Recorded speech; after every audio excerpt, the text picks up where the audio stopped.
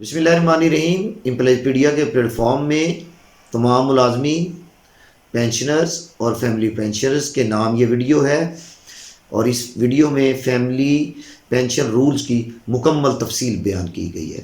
اگر ایک سرکاری ملازم یا ملازمہ دوران سروس یا پینشن لینے کے بعد وفات پا جاتا ہے تو اس کے انتقال کی صورت میں اس کے انتقال کے بعد کون کون پینشن کا مستحق ہوتا ہے، کس کا کتنا حصہ بنتا ہے، کون پینشن کتنے عرصے تک لے سکتا ہے، اس ویڈیو میں مکمل تفصیل میں پیش کر رہا ہوں آپ کے لیے۔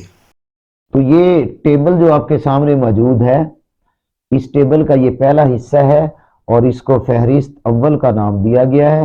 اس کو میں تھوڑا سا میکسیمائز کر دیتا ہوں آپ کے لیے۔ یہ فیملی پینشنرز کے لیے ہے۔ پہلی ترجیح، کوئی خاتون بیوہ ہو گئی یا کوئی خامن جو ہے، مرد جو ہے وہ بیوہ ہو گیا جس کو رڈوا کہتے ہیں، تو اس کو تا حیات پینشن ملے گی۔ دوسری صورت، اس کی بیوہ یا رڈوے میں سے کوئی بھی جب نکاح کر لیتا ہے، نکاح ثانی تک اس کو وہ پینشن ملے گی۔ یہ پینشن ملے گی کب؟ اگر ملازمہ یا ملازم فوت ہو گیا تو اس وقت یہ پینشن ملے گی۔ اگر کسی ملازم کی ایک سے زیادہ ازدواج ہیں، بیویاں ہیں، اور پسماندگان کی تعداد بشمول بیواؤں اور اولاد 4 سے زیادہ نہ ہو تو تمام پسماندگان میں برابری کی بنیاد پر وہ پینشن تقسیم ہوگی۔ اگر تعداد 4 سے زیادہ ہو جائے تو بیوہ کو فیملی پینشن کا 1/4 حصہ ملے گا اور باقی پینشن جو ہوگی وہ بچوں میں برابر تقسیم کر دی جائے گی۔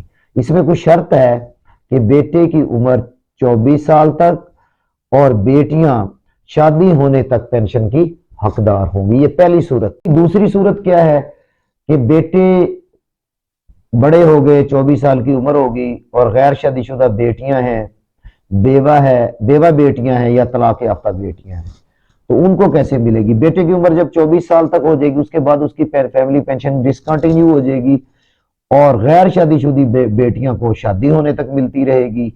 اور اگر ایسی کوئی بیٹیاں ہیں جو بیوہ ہیں یا جن کو طلاق ہو گئی ہے تو ان کی دوسری شادی ہونے تک، بشرطے کہ کوئی باقاعدہ سورس آف انکم نہ ہو، ان میں برابر پینشن تقسیم ہوگی۔ فوت شدہ پینشنرز کے زیر کفالت جو بچے ہوں جو مستقل طور پر ذہنی یا جسمانی لحاظ سے معذور ہوں، ان کے لیے عمر کی کوئی حد نہیں، جب تک وہ زندہ ہیں ان کو فیملی پینشن ملتی رہے گی۔ یہ صورت اس وقت لاگو ہوگی جب پہلی صورت میں سے نہ تو کوئی بیوہ ہے اور نہ ہی مرد رڈوا ہے، اس وقت یہ دوسری صورت لاگو۔ تیسری صورت کو، اس کو میں تھوڑا سا میکسیمائز بھی کرتا ہوں اور اس پیج کو آپ کے لیے اوپر بھی کر رہا ہوں۔ تیسری ترجیح کیا ہوگی اس کو ہم دیکھنے جا رہے ہیں۔ پہلی ترجیح، دوسری ترجیح اور اب تیسری ترجیح۔ یہ تیسری ترجیح آپ کی نظر آ رہی ہے۔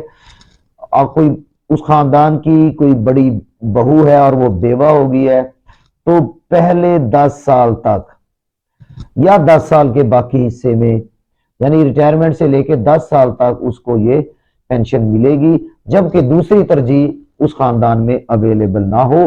پھر یہ تیسری ترجیح کی طرف ہم جائیں گے۔ چوتھی ترجیح میں آپ کیا دیکھ رہے ہیں؟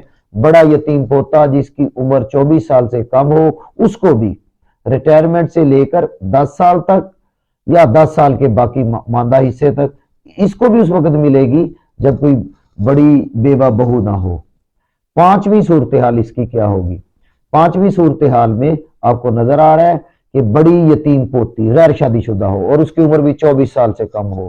سیم، اب عرصہ یہ سیم آ رہا ہے دوسری ترجیح، تیسری ترجیح میں، چوتھی ترجیح میں، پانچویں ترجیح میں، کہ وہ 10 سال تک یا 10 سال سے کوئی کم جو بھی عرصہ ہوگا، ریٹائرمنٹ سے لے کر 10 سال تک یا اس سے کوئی کم عرصہ، بشرطے کہ یہ چوتھی ترجیح اس میں اویلیبل نہ ہو۔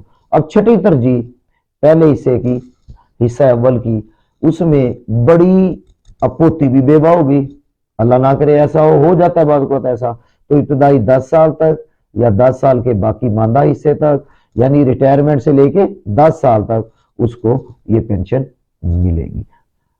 اچھا، یہ ترجیح آپ دیکھ رہے ہیں، اگر پہلی نہیں ہے تو دوسری ترجیح لاگو ہوگی، دوسرے والی صورتحال بھی نہیں ہے تو تیسری ہوگی، تیسرے والی بھی نہیں ہے تو چوتھی ہوگی، چوتھے والی نہیں ہے تو پانچویں ہوگی، پانچویں نہیں ہے تو چھٹی ہوگی۔ اس طرح 6 صورتحال کے لحاظ سے फैमिली पेंशन के रिश्तेदार जो है खानदान वाले एक मुलाजम की या मुलाजमा के उनको ये पेंशन मिलती है। अब जनाब इस फैमिली पेंशन के फहरिस्त दोम के हिस्से को हम देखते हैं तो इसमें भी 5 तरजीहात हैं। तो पहली तरजीह इसकी क्या होगी कि वालिद, ये दूसरा उसका हिस्सा है, ता हयात इसको मिलेगी मंदरजा बाला फहरिस्त के मुताबिक फैमिली पेंशन का हक बाकी ना रहने की सूरत में। जब वो जो पहली हमने बातें बोली हैं वो खत्म हो गई तो अब वालिद के हिस्से में पेंशन चली जाएगी। इसकी दूसरी जो तरजीह है ये भी आपको नजर आ रही है कि दूसरी तरजीह में वो किसको मिलेगी, वालदा को।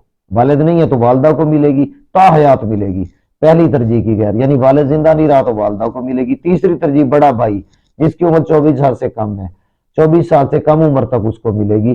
जब वालिद और वालदा दोनों नहीं है तो फिर भाई को मिलेगी। चौथी तरजीह गैर शादीशुदा बड़ी बहन है तो ता हयात या शादी होने तक उसको मिलेगी। लेकिन अगर तीनों सूरतें नहीं है, वालिद नहीं है, वालदा नहीं है, भाई नहीं है तो फिर बहन को मिलेगी। पांचवी सूरत हाल, पांचवी तरजीह, पांचवी प्रायोरिटी क्या होगी, बड़ी बेवा बहन है तो उसको भी वही अरसा 10 साल तक पेंशन मिलेगी, या पहले कुछ अरसा लोगों को मिलती रही, बस 10 साल का अरसा था, 3 साल मिल गई, बाकी 7 साल बाकी हैं तो इस बड़ी बेवा बहन को मिलेगी। लेकिन किस सूरत में मिलेगी, जब वो तरजीहात उसकी खत्म हो जाएंगी पहली 4। मैं उम्मीद करता हूं कि ये फैमिली पेंशन के जो रूल्स हैं ये 2 तरह से हमने देखे हैं। ये चाहे तो बंदा मुलाजिम था, मर्द था, चाहे खातून थी, तो वो उसकी एक सूरत हाल हमने पहले 5-6 तरजीहात देखी और दूसरी दफा में मैंने 5-6 तरजीहात देखी। तो ये बहुत बड़ी फायदेमंद चीज है उन मुलाजमिन के लिए जो दौरान सर्विस वफात पा जाते हैं या बाकायदा भी रिटायर होते हैं। तो ये 10 कम से कम 10 साल तक उसके लवाहकीन में से जो है लोगों को बेनिफिट मिल सकता है, या 24 साल उम्र होने तक, बालिग होने तक, ये बालिग तो बंदा जल्दी हो जाता है, फायदा मिल सकता है। मैं उम्मीद करता हूँ इस वीडियो में कही गई बातें आपको पसंद आई होंगी। अगर आप पहले इनसे ला इल्म थे, पता नहीं था या थोड़ा बहुत पता था, ये तस्वीर की शक्ल में भी आपके सामने मौजूद है, टेबल की शक्ल में मौजूद है, आवाज की शक्ल में भी मौजूद है।